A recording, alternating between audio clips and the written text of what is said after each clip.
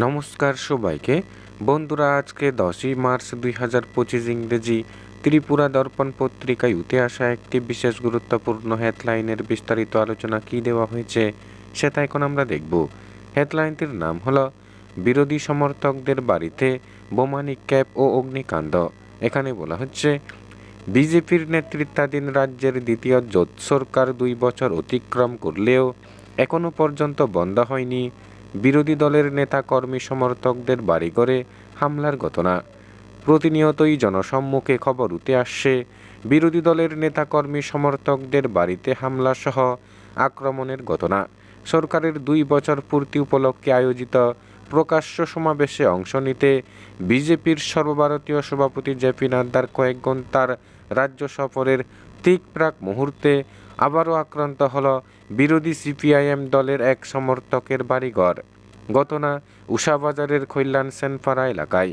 শনিবার গভীর রাতে কিছু দুষ্কৃতিকারী সিপিআইএম দলের সমর্থক কাজল সেনগুপ্তের বাড়িতে প্রথমে বোমা নিক্ষেপ করে। শ্রী সেনগুপ্তের একটি বসতঘরে আগুন দিয়ে সম্পূর্ণ ভস্মীভূত করে দেয়। এতে ঘরের বিভিন্ন আসবাবপত্র পুড়ে ছাই হয়ে যায়। অগ্নিকাণ্ডের খবর পেয়ে দমকল বাহিনীর কর্মীরা ঘটনাস্থলে ছুটে গিয়ে আগুন নিয়ন্ত্রণে আনে। অগ্নিকাণ্ডে ক্ষয়ক্ষতির পরিমাণ প্রায় 20 লক্ষ টাকা। এর আগেও দুষ্কৃতিকারীরা কাজলবাবুর রাবার বাগানে আগুন দিয়ে নষ্ট করে দেয়। এর রেশ কেটে না উঠতেই এবার দুষ্কৃতিকারীরা বাড়িতে বোমা নিক্ষেপ ও অগ্নিসংযোগ করে। দলীয় সমর্থকদের বাড়িতে দুষ্কৃতিকারীদের বোমা নিক্ষেপ ও অগ্নিসংযোগের ঘটনার খবর পেয়ে সোমবার সকালেই কাজল বাবুর বাড়িতে ছুটে যান এলাকার বিধায়ক সুদীপ সরকার।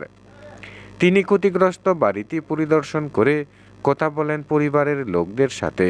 পরে এই ঘটনার তীব্র প্রতিবাদ ও নিন্দা জানিয়ে অবিলম্বে দুষ্কৃতিকারীদের চিহ্নিত করে প্রয়োজনীয় আইনি ব্যবস্থা নেওয়ার দাবি জানান বিধায়ক শ্রী সরকার। বন্ধুরা, খবর আপাতত এই পর্যন্ত। বন্ধুরা, ভিডিওটি ভালো লাগলে লাইক, শেয়ার, সাবস্ক্রাইব করে আমাদের সঙ্গে থাকুন। ধন্যবাদ সবাইকে। ভিডিও